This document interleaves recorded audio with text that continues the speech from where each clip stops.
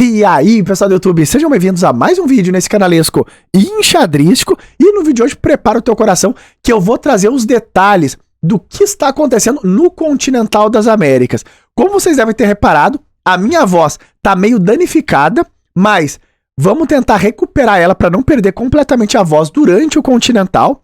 E outro problema que tá surgindo nesse torneio é as dificuldades de acompanhar o evento ao vivo, tá? Então, o pessoal da organização tá tendo alguns problemas técnicos em relação aos tabuleiros digitais. Os tabuleiros não estão sendo transmitidos para as plataformas, né, do Lichess ou do chess.com. Alguns transmitem, outros não. Então, é muito complicado de acompanhar ao vivo. Inclusive, é muito complicado até de ter acesso às partidas que estão sendo jogadas nas rodadas, tá? Nesse momento que eu tô gravando o vídeo, tá acontecendo a segunda rodada do Continental e eu vou atualizar vocês como estão os brasileiros e como eles foram, né, na primeira rodada do torneio. Tá no ar, olha lá.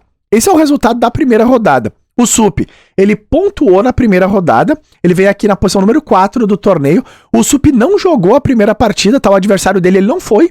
Então o Sup ganhou essa primeira rodada por WO, mas a parte ruim disso é que o Sup não ganha rating nessa situação, já que ele acabou não jogando a partida. As jogadoras brasileiras ganharam, tá? A Juliana Teral e a Julinha Alboredo pontuaram na primeira rodada. O grande mestre Darcy e o grande mestre Iago, eles empataram a primeira rodada e os demais jogadores do Brasil perderam a rodada número 1. Então, nesse momento, essa é a situação do Brasil no Continental. E hoje eu vou trazer para vocês uma partida da segunda rodada muito boa, uma partida muito importante também. A Juliana Teral jogando aqui na mesa número 10 contra o fortíssimo grande mestre norte-americano Robert Ungaski, de 2506. Essa partida foi um escândalo tremendo. E assim que os resultados e as partidas dos outros brasileiros forem saindo, eu vou trazendo aqui na cobertura para o canal. Mas eu aviso, prepara o teu coração, prepara a pipoca e vamos à luta, que o Continental sempre será agora. Parou. E antes de voltar para essa partida inacreditável, eu fico muito feliz em apresentar para vocês um dos maiores treinamentos de xadrez que eu já vi. Ele foi criado pelo grande mestre Sup, pela mestre feed Júlia Alboredo, os maiores ratings do Brasil, absoluto e feminino. O curso conta a trajetória do Sup desde o iniciozinho, aprendendo a movimentar as peças, os primeiros torneios, até chegar ao nível de grande mestre. Ele relata o que ele precisou fazer em cada fase dessa evolução para romper os desafios das barreiras de rating, de 0 a 1900, depois até 2200, 2400 e 2.500, chegando ao nível de grande mestre. Tu vai aprender com um dos melhores o que estudar em cada fase do teu progresso. Eu tô fazendo o curso e é algo realmente inspirador. Eu tenho certeza vai mudar a tua vida em relação a como tu vê e estuda o xadrez. O curso conta também com mais 12 cursos que serão adicionados durante o ano, uma vez por mês, além das aulas ao vivo com o Sup, com a Júlia, com o grande mestre Felipe Eudebes, o mestre feed Álvaro Aranha, além do grupo do WhatsApp, onde tu pode tirar todas as tuas dúvidas a todo momento. Em homenagem ao Continental, o curso ele tá com 50% de desconto. Para não perder essa oportunidade, basta se cadastrar no formulário que tá aqui na descrição, porque no dia 5 de junho, por apenas 24 horas, tu vai receber essa super oferta para se tornar um aluno do Sup e da Júlia. Então não fica de fora dessa, porque isso não pode ser mal jamais. Uhul! Então, pessoal, aqui estamos nós, e de brancas estava ela, Juliana Teral, contra o terrível grande mestre norte-americano Robert Ungaski, e a Teral começa com ele mesmo, equatrino favorito de Bob Fischer, e tá lá, Ungaski botou uma francesinha, a Teral entrou na variante Tarrasch com cavalo D2, agora bispo E7, e aqui, bispo D3 desenvolvendo, e C5. E esse lance, Ungaski, ele bota a pressão um pouco maior no centro, e a Teral toma em C5, é um lance bem lógico aqui nessa posição. Provavelmente ela não jogou C3, que também parece uma formação super normal de brancas. Por quê? Porque aqui tem uma sutileza. Ungaski, ele pode isolar o peão central da Teral. E essa estrutura não é tão simples de jogar para as brancas, tá? Observem que aqui tu não pode tomar o peão de D4, senão tu perde a dama, cai a dama no centro. Cavalo C6 eu tomo com cheque e já era. Entrega a paçoca, que aqui não tem mais luta. Mas a Teral não entrou nisso. Ela tomou em C5 direto, também provocando que o grande mestre norte-americano movimente o bispo 2 vezes para fazer a retomada em C5, mas aqui ele seguiu desenvolvendo. botou o cavalo em F6, agora a dama E2, roque foi jogado e nessa posição lateral jogou o cavalo F3. Observem que jogar um lance como o B4 e tentar defender esse peão normalmente não dá muito certo, tá? Porque as pretas pegam muita iniciativa no flanco da dama, o cavalo sai saltando para todo lado, chega a ideia de A5, cavalo C6, cavalo D4 em várias linhas, não é uma boa variante. Lateral seguiu no desenvolvimento, como deve ser, e agora A5.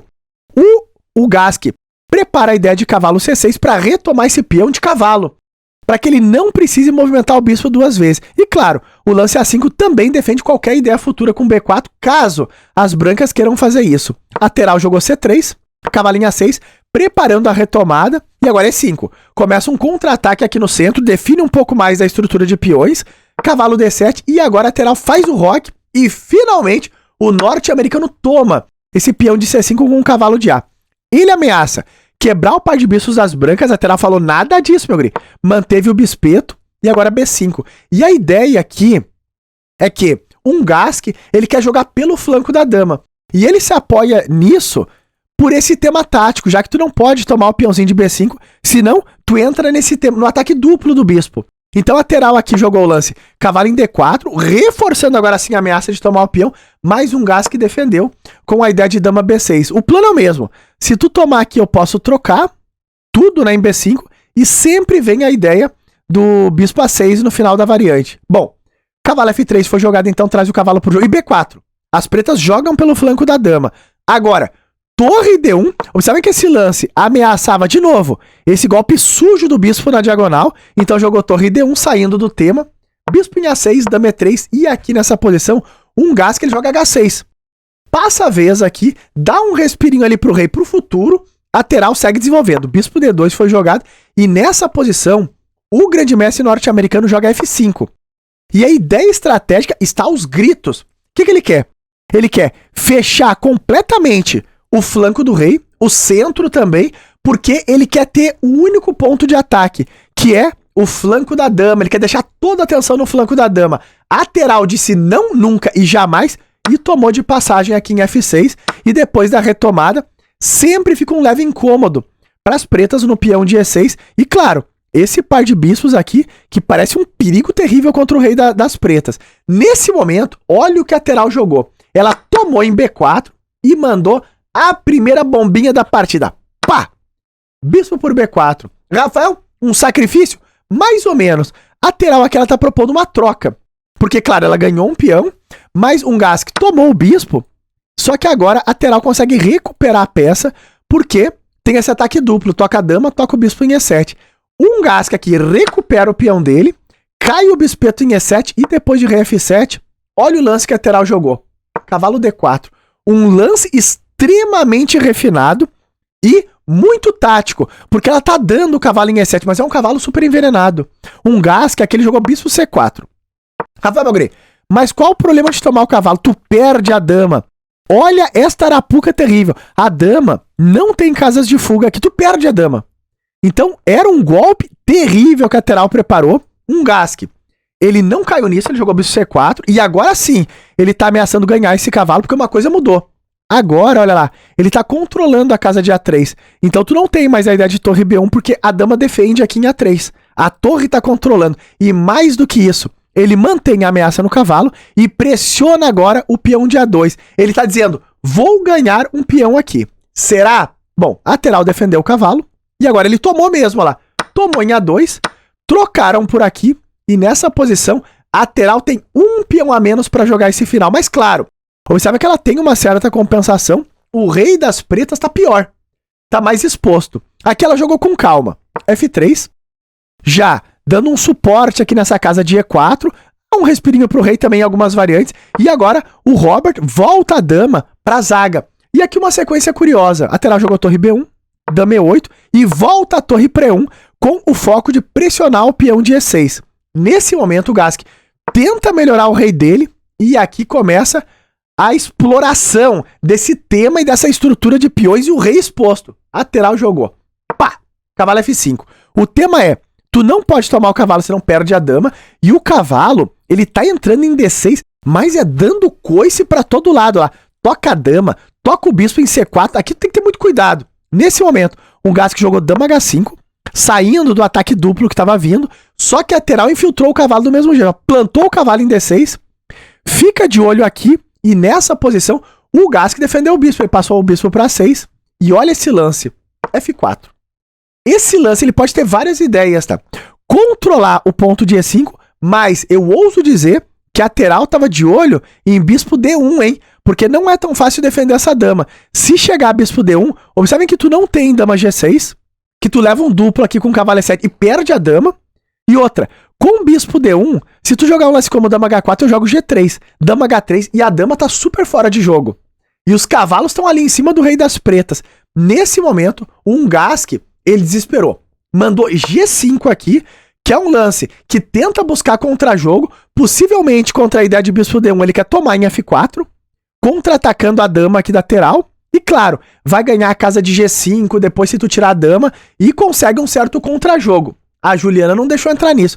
Nesse momento ela jogou cavalo E7, e depois de rei H8, ela toma o peão de D5. E aqui é muito importante ressaltar que o grande mestre dos Estados Unidos estava com pouco tempo no relógio. Ele tinha mais ou menos 3 minutos aqui e ele jogou rápido. Ele voltou à torre que estava ameaçada e recusou esse cavalo. Ele julgou que esse cavalo era extremamente envenenado. Agora, os computadores, pois que não tem medo de nada, dizem que aqui o melhor lance é tomar o cavalo mesmo. Seria a melhor opção aqui para as pretas, mas é uma linha complexa, porque eu jogo dama E7, tô ameaçando mate com dama H7, o único lance seria bispo D3, e depois dessa troca é uma posição muito confusa. Tem um cavalo caindo aqui, uma torre caindo ali. Por exemplo, eu posso tomar o cavalo, toma aqui, cheque, e depois essa tem esse duplo aqui. Isso aqui, se não tiver bem calculadinho, tu não vai entrar nisso. Então foi o que o Gask fez. Ele não entrou nisso, ele simplesmente voltou à torre, recusou esse cavalo envenenado, parecia muito envenenado, só que agora, olha o que a lateral jogou. Dama C3, o rei tá muito exposto aqui. Observem que foi jogado o lance E5. Porque se tu jogar rei G8, pá! Matas com tomates, inacreditável. O rei tá absolutamente trancado. Aqui ele não tem casa nenhuma. O bispo tá olhando a H7 aqui de longe. Então, um mate terrível. Um Gask viu, jogou o lance E5. Só que agora a lateral toma. E aqui ela bota muitas ameaças. Ela tá ameaçando avançar o peão com cheque. E ganhar o cavalo das pretas. Então aqui o grande mestre norte-americano bloqueou o avanço. E agora, cavalo F6, e esse aqui é outro lance terrível, porque agora ela toca a dama e também toca o cavalo em D7. Então tu não pode tirar a dama, senão tu perde o cavalo. Então aqui é forçado a tomar, e quando ela retoma, olha o que surge agora. Tem os temas de avanço, que podem estar surgindo, e também os temas do cavalo caindo. Aqui o grande mestre norte-americano jogou dama G4, e chega o momento mais importante da partida. Vocês sabem que, se tu avançar o peão, parece que o rei das pretas está trancado, mas ainda sobra o lance cavalo G7, que salva a ideia do mate. Então a lateral falou, o cavalo é o problema? Pá! Elimina o cavalo. Tomou em E6 e aqui não tem mais jeito. As pretas estão completamente perdidas nesse momento. Um Gask ainda retomou, só que agora a lateral jogou o lance F7, e olha lá, não tem mais jeito. Nessa posição, com o rei completamente trancado, o grande mestre dos Estados Unidos fez o quê?